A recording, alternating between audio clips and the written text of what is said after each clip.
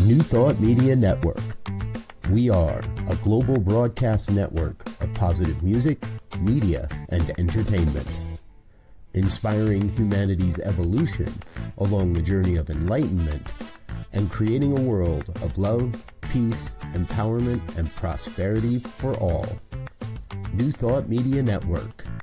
Positively inspiring.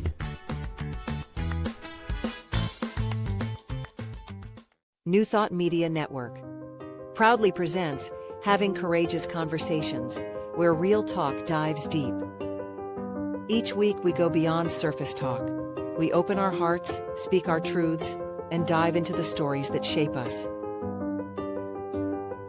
No scripts, no filters, just powerful, unforgettable conversations about life, purpose, healing, and truth.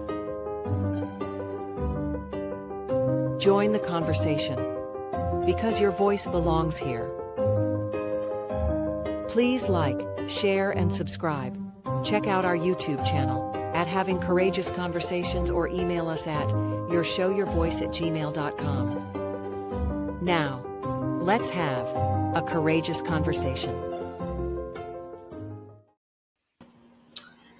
Good afternoon, good morning, good evening, wherever you are joining us from.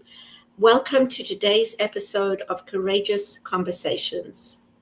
Having Courageous Conversations is a heartfelt, spirit-led online series where we explore the transformative power of honest dialogue. Rooted in authenticity, compassion, and spiritual awareness, this show invites voices from all walks of life to engage in meaningful conversations. Many times, conversations we often avoid, but deeply need to be having. My name is Cheryl Rogers, and I'm delighted to be here with you and my wonderful co-host, Mark Dupuis, who's going to introduce us to our very special guest today, Valerie Hill. Thank you, Cheryl. I'm going to introduce Valerie, and I'm sitting here thinking that it's so interesting. You can meet someone in a certain circumstance. Valerie and I serve on a board together, and then I find out this interesting story behind her. So let me introduce Valerie. She is a 21-year veteran reporter with the Waterloo Region Record, retiring in 2019. She has covered hard news, courts, politics, everything except sports. But her heart has always been in telling people stories. Valerie continues to write the weekly obituary feature, Lifetimes, for the Record, and she has a number of other writing and editing projects in the works. Another story. Her career as a reporter unexpectedly led her to visit Uganda, where she instantly fell in love with the country and its people. As I said those words, I got goosebumps, and I'm not quite sure why, Valerie. Please tell us what led you to Uganda. Okay, well, it was the family day long weekend. I guess I have an anniversary coming up. And I was assigned to interview Michael von Tieckmann, who was the owner of the Walper Hotel downtown Kitchener, because he was donating money through an organization in Waterloo to build a school in Uganda.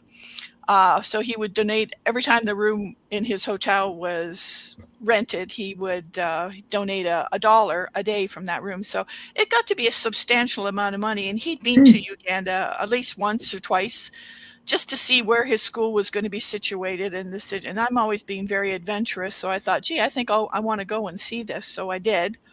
I raised about $8,000 to put towards the school. And I got in touch with the organization Michael was working with, and they arranged for me to go to Uganda. And I was the only one from here, so it was just me and my handlers, who were absolutely fabulous. And they took me to the site of where the new school was going to be, and it was just a big empty field with a big termite mound in the middle. So it was kind of hard for me to envision what this was going to look like. And I was only there 2 weeks, and I ended up getting really sick while I was there.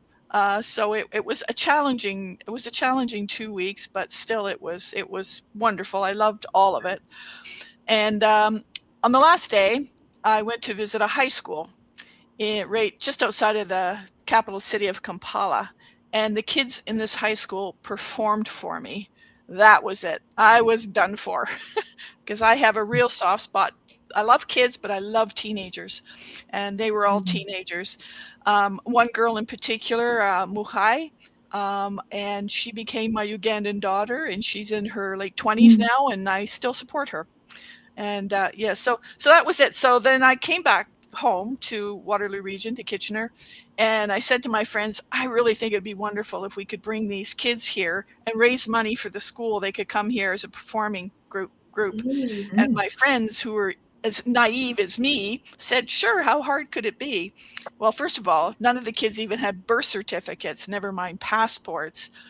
So a lot of them didn't even know when they were born. So we had to send them to their home villages, find an elder in the village to say, yeah, they were born here roughly that year. They all chose January 1st as their birthday. So we had to get their birth certificates, and then we got their passports, and then we got their travel visas. So it was quite a process, and it was just out of naivety that we didn't know we couldn't do this, so we did it. Right? There's a life lesson right there. As long as you don't overthink this and say, well, that's not possible, just remember us. We did it. So the first year was 20, when we all, so a bunch of us went to Uganda, and the first year we brought them here was 2014. Yeah, 2014. But on top of that, there was a local filmmaker who really wanted to help us. And we had 2 filmmakers who came with us, and we did a film, and it was called Subi. Oh gosh, what was it called? The name of the group was Subi anyway, and it was screened at the Grand River Film Festival, and it was fantastic because the kids had been here for a couple of weeks.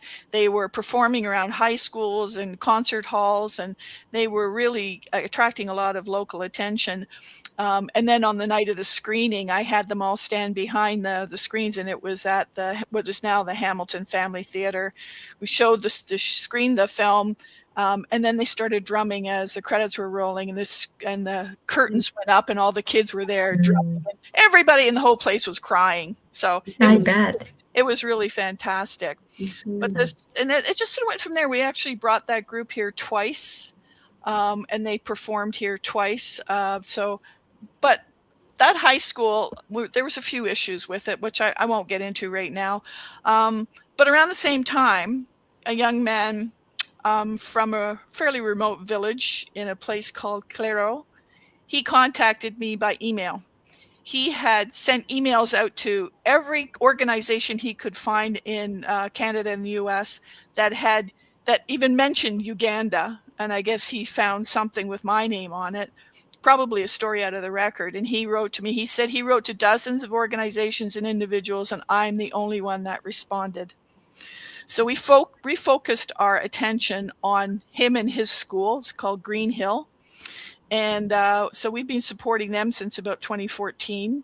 And this whole idea, as I call this talk, Drumming Me Home, was the first time I actually went to Green Hill.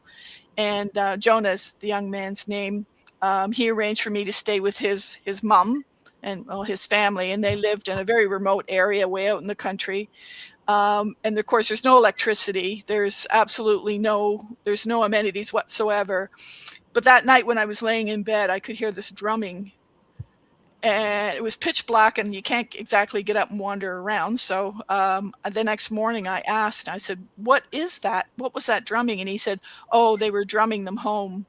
So people in these remote areas, when they go visiting, there's no street lights. They don't have flashlights. It's pitch black.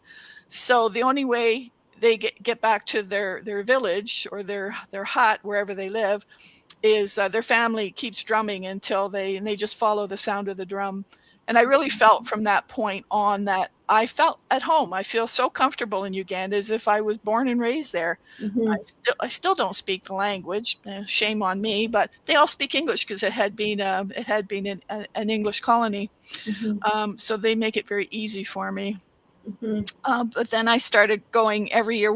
My friend Ev and I, Ev is also part of this. She started this with me. We would go every year. We would take groups of volunteers. We took a lot of teachers and a lot of supplies for them. And we really tried to support the local community. And the one issue I find with a lot of people, North Americans, the Westerners, they have this idea that we know better because we have the education, we have the money. So these poor little Africans should listen to us because we know better. That makes me crazy. I always said to everybody in Uganda, what do you need and how can we help? I never, ever dictated what I thought they needed because inevitably I'd be wrong. We would all be wrong because we don't have a clue. So the very last, we did a lot of, at that elementary school, we built new latrines. We put in a dormitory for the girls. There's a new one's going in for the boys. We put in a water because there was no water collection and they have rainy season. So we put in a water collection. And this is all money that was generated through people in Waterloo Region. And the very last project we did just before COVID was installed a sewing room in the school. We also added a lot of classrooms, but we installed a sewing room. We got some sewing machines and fabric. And then COVID hit and they had to shut everything down. However, the one thing they needed and they didn't have any access to was masks. So guess what the sewing room people were doing?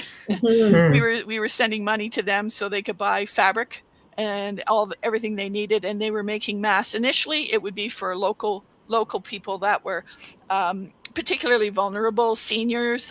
They did a lot of masks for. There was a school that has children with developmental delays and physical disabilities. They did it for them. So they made thousands of masks, and they really got a lot of attention from the government for the work they were doing. So our next project now is we're going to hopefully start raising money they want a high school now. Because once you start one project, it's like when you start a project at home, you think, I'll just paint the kitchen. Next thing you know, you're renovating your whole house. That's exactly what happens there too. But Ev and I have discovered that we work really well together. We know what we're doing, and it's actually, we get more done if it's just the two of us. So we shut down the organization, which was called Dream Share Uganda.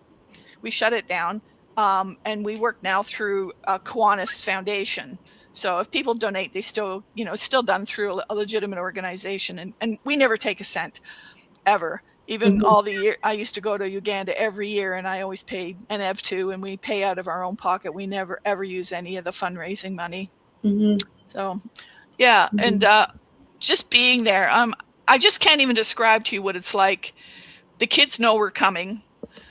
We usually there's a couple of van full of us volunteers. We come up the driveway of the school. They're all lined on both sides of the road, and they're screaming and singing and dancing, and they're so excited to see us, and we're all crying. We're so happy to see them, and it's just it's really beautiful. They're just the most lovely people.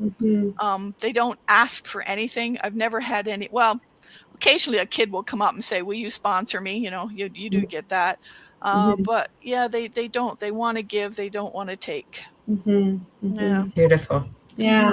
Oh my gosh, that's so heartwarming to hear. And this is years and years of being involved in Uganda by the sounds of it. My first time I was there in 2012. That was my first time, and I've gone back pretty much every year since, except after COVID hit. Then I haven't been back since COVID. So I'm going to ask you a question. And I don't know if you'll remember. I mean, we can talk about it with fond memories because I'm from South Africa. So Africa's in my blood. Yes. And I always say you can take man out of Africa, but you can't. It's not my saying. I've heard it before. You can't take Africa out of man. And I think that's so true. But when you first arrived, what was your first thoughts? Oh, colorful. Canadians, we are so freaking beige. Everything here is beige.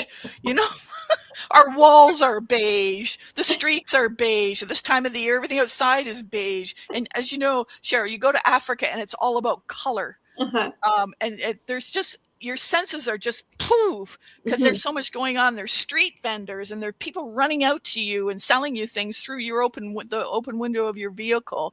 Everybody's wearing beautiful outfits that are so colorful. If you go to any house there or anywhere at all, everybody is singing. They're all dancing. Yeah. Now, you know, if you walked into your friend's house and that person was singing and dancing, you'd think, oh, she's a little bit loopy, right? Yeah. But that's just part of their life. Which is one of the things I love about Africa. There's soul there, you know. It doesn't matter that many don't have much. They're still so happy and joyful. Yeah. For them, the most important thing is connections. When the 2 times that we've brought kids here, in both times they'd say to us, they look outside and say, "Where is everybody?" Yeah. They just can't believe we spend all of our time indoors. Where everybody's always outside. Absolutely. Nobody goes indoors. Yeah.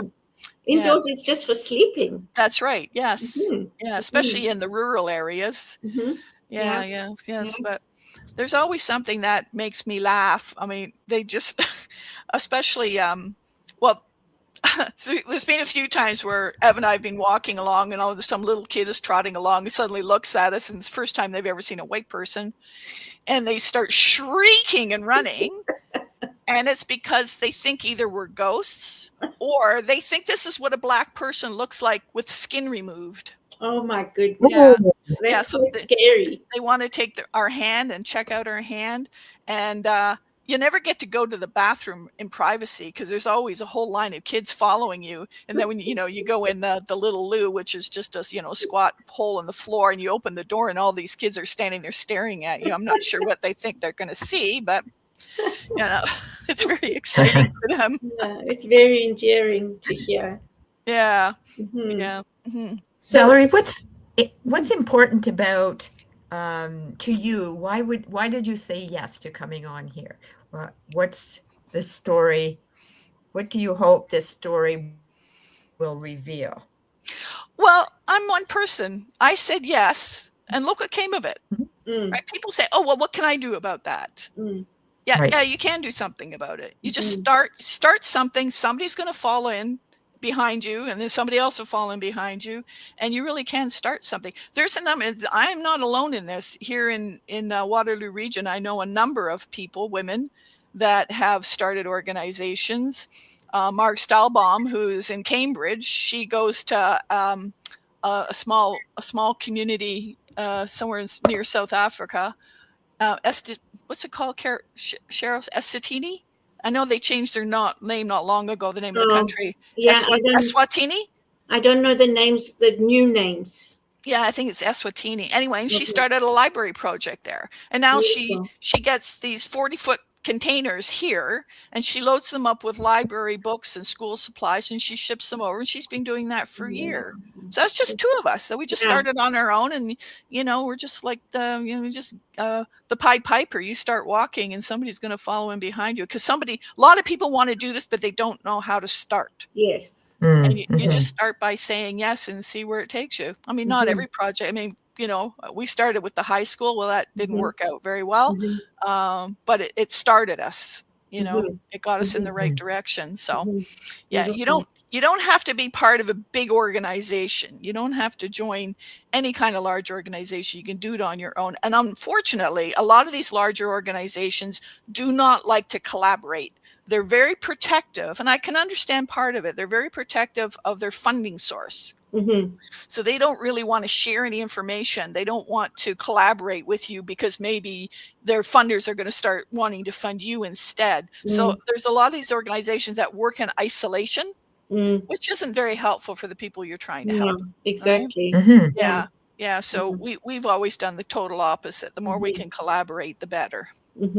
I love that. And I love that what you said about we didn't know that we couldn't do it, so we did it. Yeah, that's right. And it just shows you, like you say, what we can do Yeah. And we don't realize it. So you're sharing your story may help people think about, well, maybe I can do something. Yeah. And I'm not so hopeless. Yeah.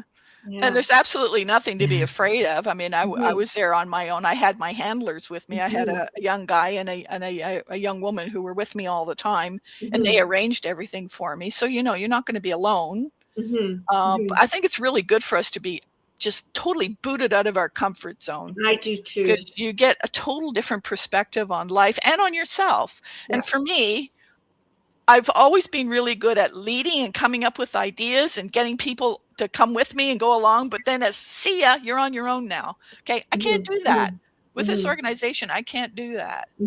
I have to stay. I have to keep going forward and moving along with everybody else that wants to participate in this. So, So what's next? Yeah, next trip. What's next? Yeah, well, my friends there keep asking when I'm coming back again. I wanted to go this year, but it's just not going to work out. So maybe next year.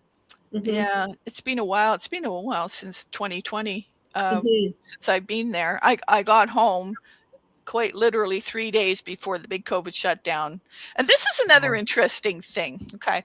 So my last trip, I was traveling with a bunch of volunteers, including my little Chinese friend, Rosanna. And so being that she's from China, so she speaks Mandarin and reads Mandarin. So when we were traveling together, she was watching the news out of Wuhan. And so she was saying, oh my goodness, this has happened. And as did it even occur to me that this was going to affect us in Canada? Didn't enter my head. This was something that was so far away. It might get into Africa. It's certainly going to be all over Asia, but it'll never happen in Canada. Boy, what a shock that was when I got home and found out that, suddenly we were in these big shutdowns.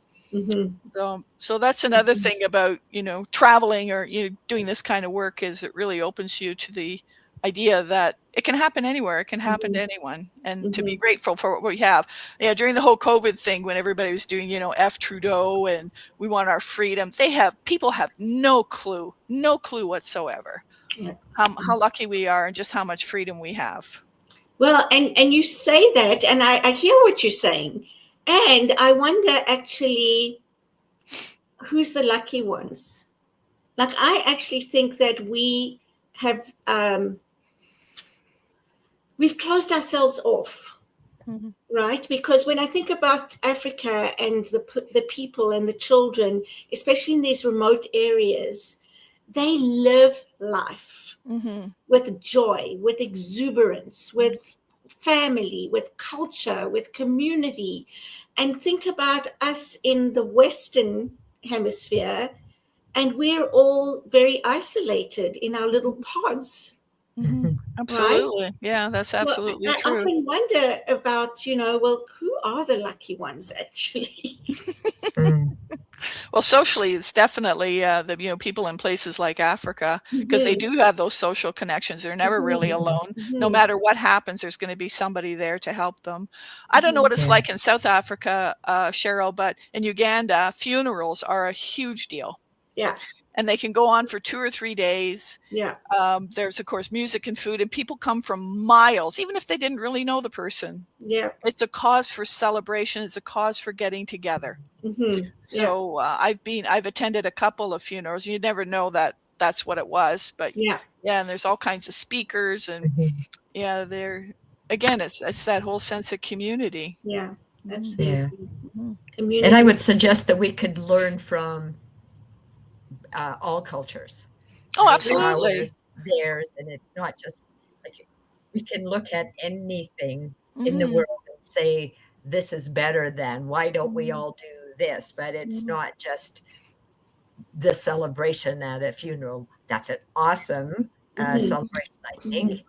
And I think it's both, and I think it's just something that it depends what we value. I value that so much because when I'm there, my heart opens when I'm in that kind of environment.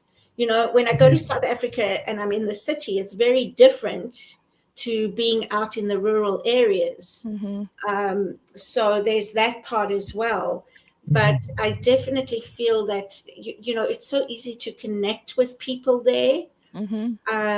And hearts are they just open so easily and naturally when you are dealing with people who are authentically happy and joyful and, you know, and community orientated. Yeah. And you know, and showing them that you deeply respect them. And, you know, things like don't take a photograph of somebody without asking them. You know, there's often, you know, I think Westerners feel that we have all these rights and privileges. Well, we don't. We do not. And there's been lots of times I've asked somebody, may I take your photograph? And that person has said no, and I'm okay with that. Yeah. You know, but when it comes to the kids, of course, and the school, Green Hill, all the kids learned to sing "Oh Canada." So we were there one year and they sang, they said to us, okay, you know, we're gonna sing to you. So they sang their national anthem and then they sang "Oh Canada." So you have an entire school of 500 or more kids who've all learned "Oh Canada." It wasn't quite right, but it was close enough. Now, and I think something else that's important that you said is that we tend to think that we have the answers and that we're going to go there and help and we're going to fix things and we're going to make things better, when in reality, it really is more about asking what is needed than imposing what we think they need. That's right. Yes, exactly. Yeah. It reminds me of that book, Marg. I keep going back. Pardon me? It reminds me of that book. Remember that book? Yes, Poisonwood Bible. Yes. Oh yeah. Yes. Right. Yes. And that always, like, it's exactly that, going in and trying to push yourself on others and make them like us. Yeah. I mean, they don't want to be like us. No, it doesn't work for them. Exactly. Yeah. And similar to life in general too, I think of when I worked at the low vision clinic, and I would be talking to the interns and I would say, you just don't grab a person who is legally blind and start, you know, walking with them. You ask them if they want a system. You offer them your arm. You don't just naturally assume that this is what they want. Right. Or somebody in a wheelchair, you don't start pushing them because you assume.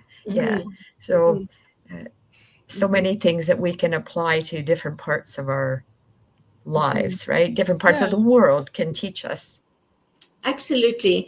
I think what's important for me is that we don't make judgments until we have experience, because you cannot know what Africa is like if you haven't been to Africa. No. You know, Uganda is probably different to South Africa or Zimbabwe or, you know, so that's something that I think I learned is not to make those assumptions.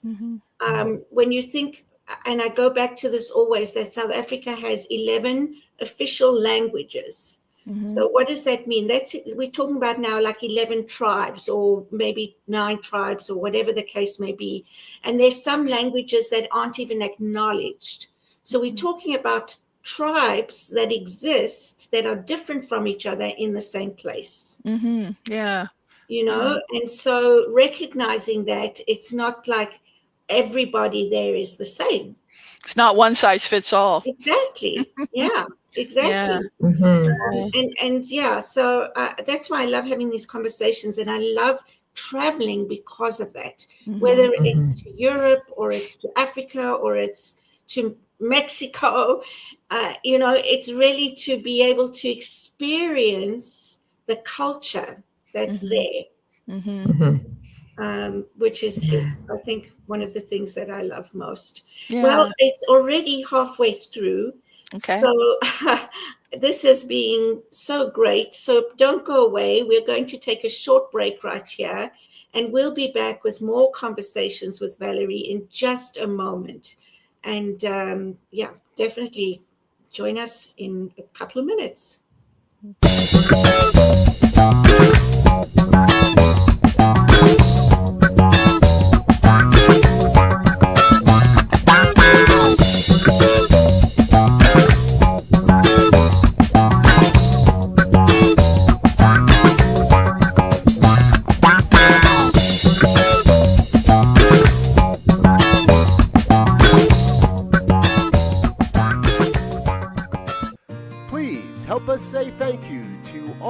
of our organizational sponsors, including the Hepperlin Foundation, Affiliated New Thought Network, International New Thought Alliance, Science of Mind Archives and Library Foundation, Center for Spiritual Living Denver, Center for Spiritual Living Midtown, New Thought Philadelphia, Center for Spiritual Living United Life, Sunshine Cathedral, Planned Happiness Institute, Summit Center for Spiritual Living, One Heart Retreats, Universal Joy Center, Unity Kitchener, Unity Spiritual Center Ottawa, Om Center for Spiritual Living, Satya Center, Begin Within Ministries, Center for Spiritual Living North Jersey, Unity of Savannah, and the Center for Spiritual Living Seattle, as well as all of our individual donors. On behalf of New Thought Media Network, thank you, and please like, share, and subscribe. New Thought Media Network, come be you. Thanks for staying with us. We're excited to pick up where we left off with Valerie. We're talking about Uganda, we're talking about culture, we're talking about so many different things that come out of this conversation. And it's just so wonderful to hear what Valerie and some others have done and made a difference in Uganda, just by starting, one person starting, getting an idea, and getting things up and running. So, yeah, that's truly amazing, Valerie. Mm-hmm. What else would you like to share with us about Uganda? Yeah, when we were talking about making assumptions, so I think that idea hit particularly hard home to me when I was there. There was 2018 was the 25th anniversary of the genocide in Rwanda, and my friend Jenny and I went to Rwanda because it's neighboring Uganda. And at that point, I don't think I even realized it was the 25th anniversary. But when we got there, we certainly learned quickly. So Rwanda is very good at remembering what happened and not hiding anything. There's all kinds of centers and museums, and it's very disturbing, but of course important. So we went to one center. It was actually almost like a cemetery where they had an underground cavern that was full of coffins and bones of the people that had been slaughtered. And it was all glass fronted, so you could see them. So you could really see exactly what had happened to these people. But there was a docent who was walking us around and explaining everything. And there was, I think, a couple, and then there was Jenny and I.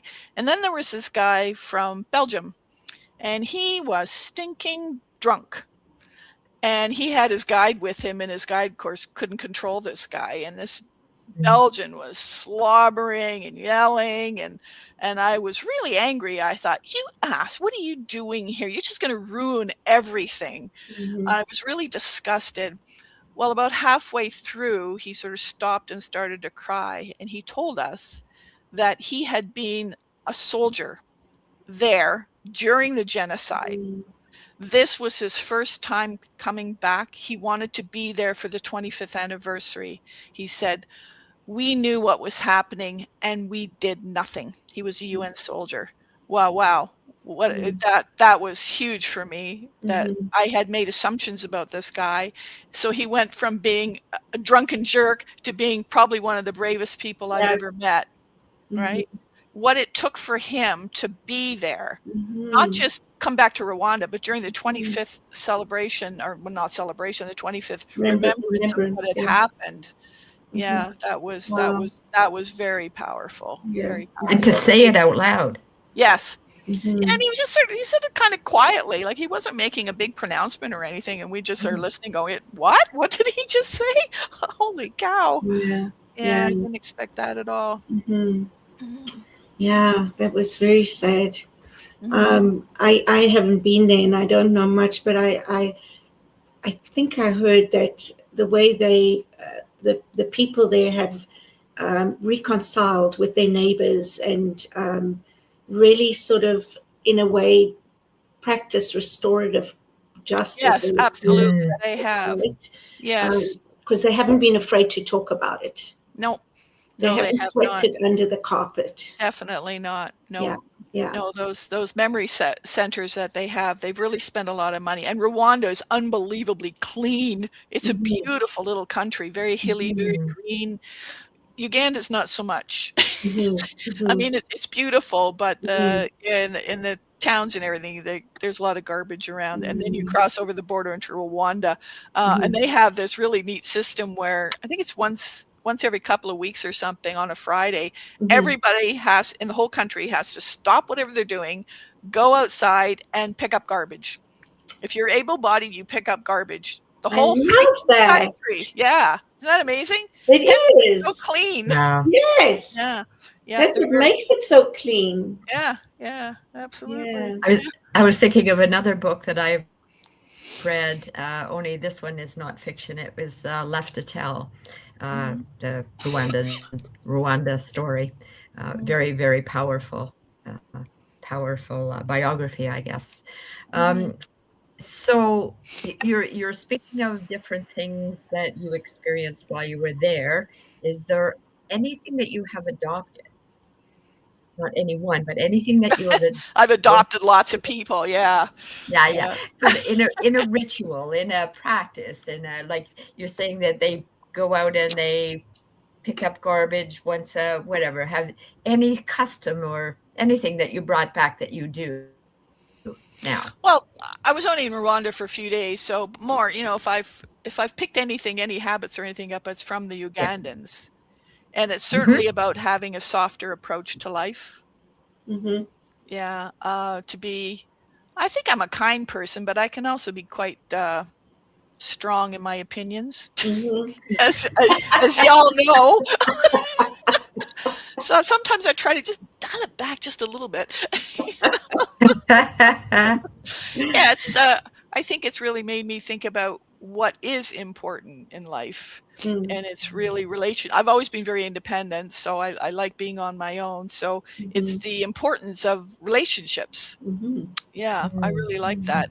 And my family has, not so much my kids, because I am rather attached to them, but my siblings and such, had not previously spent a lot of time with them, just because I never thought about it, but now I do. Yeah, so I think they're pining for the old days when I left them alone. And your kids, have they ever been? No, my daughter will never go. She's very different than me. She's a real homebody, and she has the whitest skin. She would burn up like a piece of bacon there. Yeah, and then my son, of course, he has a family, so it's not going to work for him either. But I'd like to take my grandkids when they're older. I'd like them to experience it. I talked to them about Uganda. I'd like to show them the film too, but I seem to have lost my copy. But I think it would be, when they're only 7 and 9, so they're still not that impressed with what Nana does. I found one of my old press cards the other day, and I gave it to my granddaughter, and she said, "What's this?" And I told her, and she said, "Eh." And she handed it back to me. Okay, you're not ready. You're not ready to be dazzled by your grandmother yet. That's so funny. Yeah. That is too funny. That is too funny. Favorite dish? Oh, food in Uganda is terrible. What do they eat? Really? It's a lot of mini meal. It's a kind of beans, and not rice is considered really top end. So you don't, especially, it's not so much in the city. You can get whatever you want in the city, but when you're out in the boonies, it's sort of like a mushy cereal.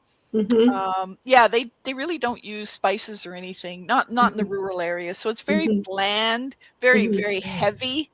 So but is it mostly from stuff they've grown on their land? Yeah. Oh yeah, absolutely. Yeah. Yep. I do like the tilapia. So when I'm in the city or a town or wherever I'm staying, I always order the fish and chips. You get a whole tilapia and it's grilled. Mm-hmm. So yeah, and their potatoes are out of this world. The soil, they don't call them potatoes, they call them Irish. So you have tilapia and Irish. And I guess it's the soil because their chips are so good. The Mm-hmm. potato chips, French fries, yeah. So I eat a lot of that when I'm there. Mm-hmm. Mm-hmm. Beautiful. Mm. And I know you brought back some dresses from there. Yeah, I usually always bring back a bunch of stuff. Yeah. I Mm-hmm. try not to. People think that they should gather up a lot of stuff here and take it there. And I don't agree with that. I mean, there's some things that we would take that they couldn't get there, especially teaching supplies, things like that. But I prefer to collect money here, go over there and buy it there because I know where I can buy things. And then you're supporting their economy as well. Exactly. Yeah. Mm-hmm. Yeah. So I think the second last time I was there, we got together with a local organization, and we got Mensa's kits for the girls. And so we were underneath this beautiful mango tree outside of the school on the property, handing out these kits.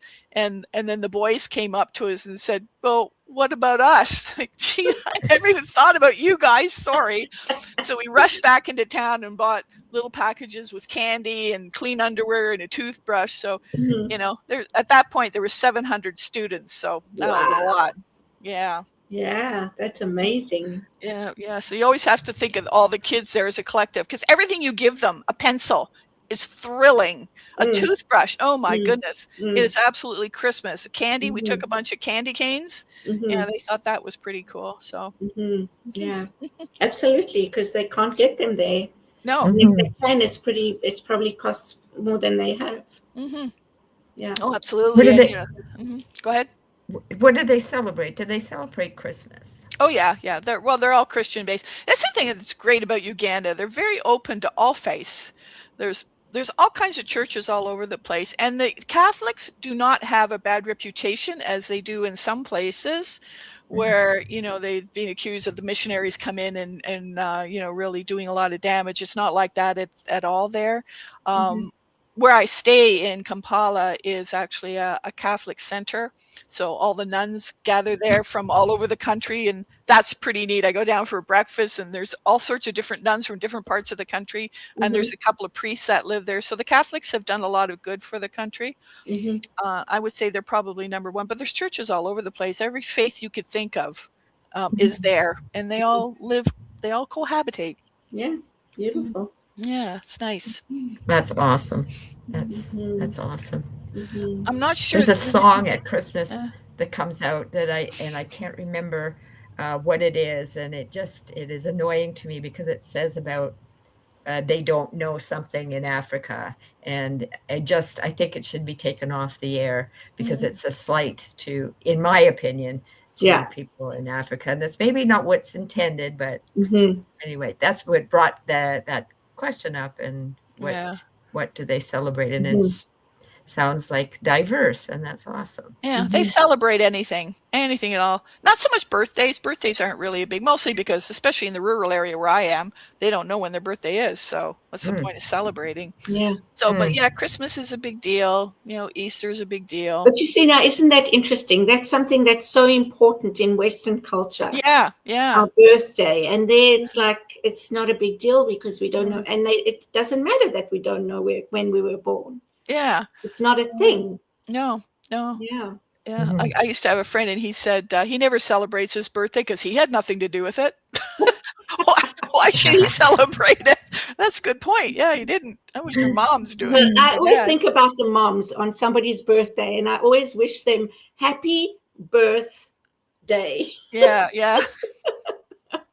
Because nobody thinks of that, really. No, that's true. Yeah. Yeah. So, is there somebody watching the show, what would you suggest if somebody wanted to do something, help in some way? What would you suggest they do? Well, it depends what area. Yeah, absolutely. Yeah, feel free. I'm happy to share my information. I don't hoard any of my information, Mhm. because I always say that what happened with me in Uganda is a dream come true, a dream I didn't even know I had. I Yeah. really had no Yeah. idea. I mean, I always wanted to go to Africa. I read about Mhm. Africa from the time I was a little kid, Mhm. but I never dreamt of that I was going to go there and start an organization and, bring all these people along with me. But yeah, well, so you sort of decide what part of the world you're interested in, and there's always an organization in your community that does some work there. The Mhm. Grandmothers to Grandmothers organization, which of course, as you know, Cheryl works in South Africa. Mhm. It's Stephen Lewis's foundation. Mhm. And there's a group here, they're called Onasiskoma. They're here in Kitchener, but they're all over the place. Yeah. And they originally were raising money to help grandmothers who were raising AIDS orphaned grandchildren. But Right. AIDS isn't quite as much of an issue as it was, so Mhm. they're spreading out now. Now they're doing things like scholarships and Mhm. school support. Mhm. So they're a Mhm. fabulous organization. They do a Mhm. lot of really good work, and that's just one. There's all kinds of Mm. organizations. Yeah, Uh, absolutely. Doing different things in different parts Yeah, of Africa for yeah, sure. yeah, yeah. Yeah. Now I had a question and I can't remember it. Mm-hmm. Well, while you're thinking, I'll ask one. Okay. I'm very ignorant with regards to politics, but I'm going to ask the question, what's the political climate there? Oh, well, Museveni has been the president for 30 years, and he just changed the constitution a few years ago so he could continue serving. Remind you of somebody else? Yeah. But, I mean, it's supposed to be a democracy, but in fact, he runs everything. Mhm. But it's a very peaceful place, and they're very, very good with taking care of refugees because they border South Sudan. And I have been up in the north of Uganda at the South Sudanese border. And so when they can come across the border. They're put into a camp there. The United Nations they help them a little bit, but not Mhm. much. It's really the Ugandans that do the work. So they get them all settled in this camp, and then they bring them down into the city. And the Catholic center where I was saying where I stay, um, they have a lot of support for them there. So they bring them there. They give them their it's like a citizenship, not a citizenship. It's an identification card so they can get Mhm. a job. Mhm.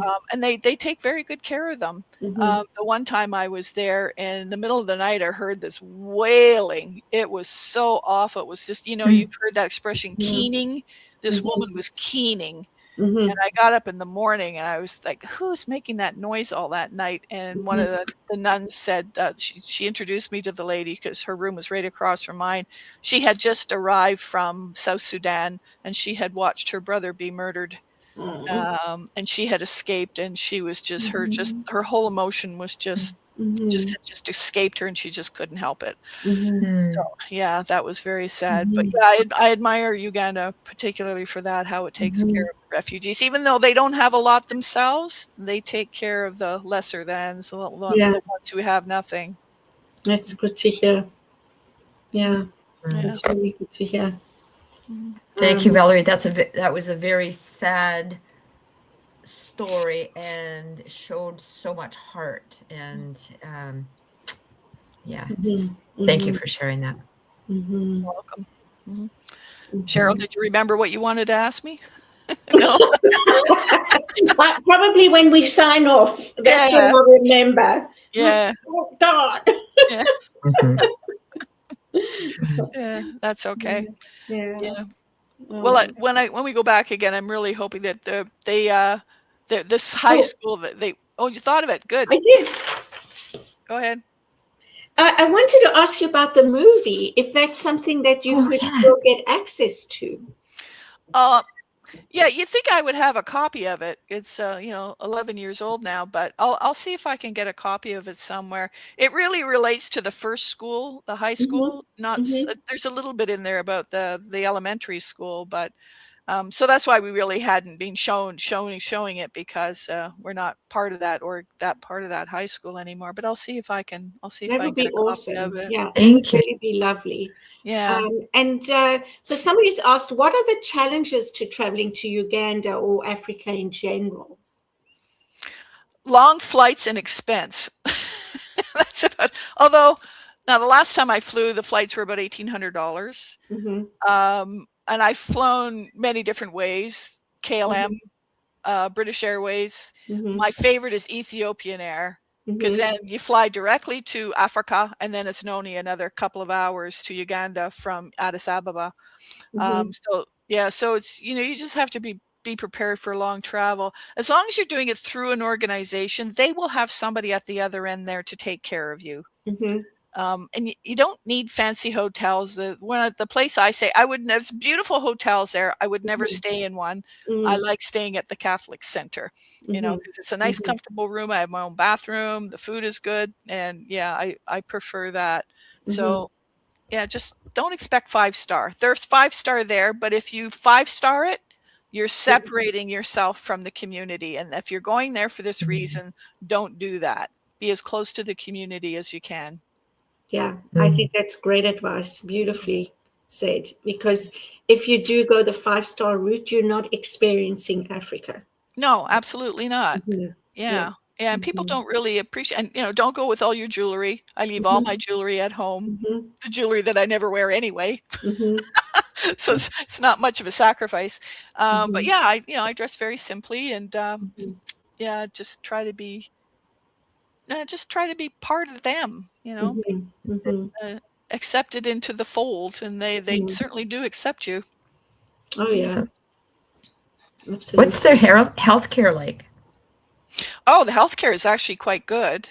When my friend Ev that I travel there with, she tends to get into a lot of mischief. Something always happens to her. The last time we went together, she ended up with an eye infection. We weren't even off the plane yet.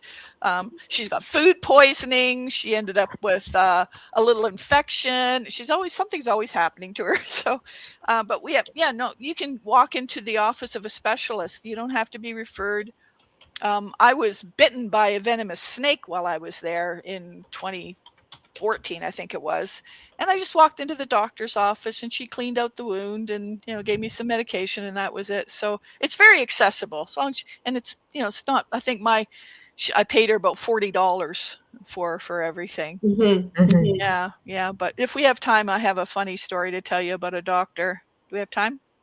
Absolutely. Okay. Go for it. All right. So I think this was the last time I was there, and my right ear suddenly plugged up solid, and it was knocking my balance off a bit. So I went to the local doctor. Now, this guy, he's not very competent, but he'd been a politician for a long time, and he got out of politics. He thought he'd go back to being a doctor again without any further training. I don't think he'd been a doctor for 20 years. Anyway, he set up a little office, and this is the community where the elementary school is. And so I went into the room, and told me to sit down, and then the door opens, and this young woman comes in, and she sits down, and then a guy comes in, and he sits down, and all of a sudden I've got an audience. I think, thank goodness it wasn't a gynecological exam. I have an audience here. That is so funny. So and he gave me this big long diagnosis, what was the problem was, and gave me all this medication. And when I got back here to Canada, I went to my doctor. He says, "Oh no, you were just probably poking around your ear, and you shoved some wax in there." And so that was an experience. So you really have to go to a qualified doctor. Oh, That so was very funny. amusing. Yeah. And what cultural traditions or values stood out for you the most? I think just the joy of music, the dancing. Oh my goodness, the dancing. I get so excited with the dancing and the drumming in particular. Yeah, they wanted to show us that, because each drum has a meaning. So there's a celebratory drumming, there's come help drumming, and they have to be very careful. They wanted to show us when we were in the village, but they had to be very quiet. because otherwise everybody from all the community, because drums, the sound really travels. They would all, So it's I a thought, way of communicating with each other. absolutely, yeah. So they talk about the stereotypical jungle drums. Well, that's absolutely true, and it's still in use now, and it's very effective because drums, they and they sing so beautifully. I Oh my mean, their goodness, yeah. voices.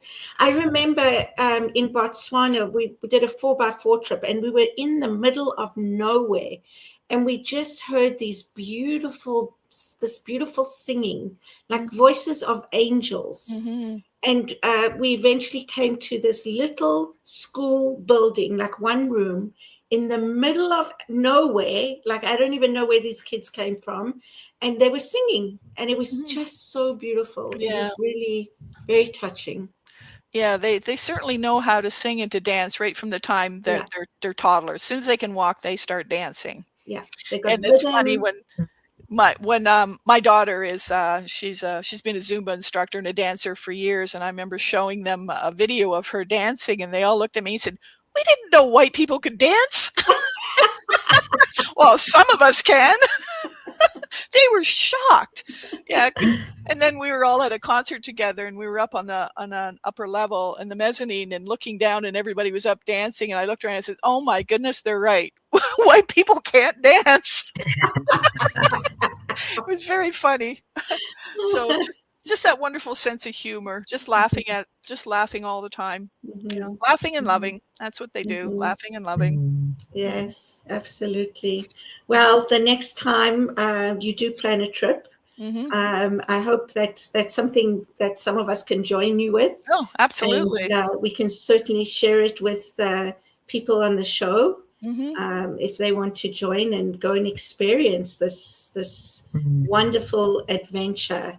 Absolutely. Well, I explained in words, right? Yeah. Yeah, well, you can just look on the map for Kaliro, Kaliro in Uganda, and that sort of the village is not that far from Kaliro, and the roads are really fun. You have to wear a bra because it just bounces the heck out of you. Yeah, the roads are really rough, but that's part of the fun. There's no paved roads, Yeah.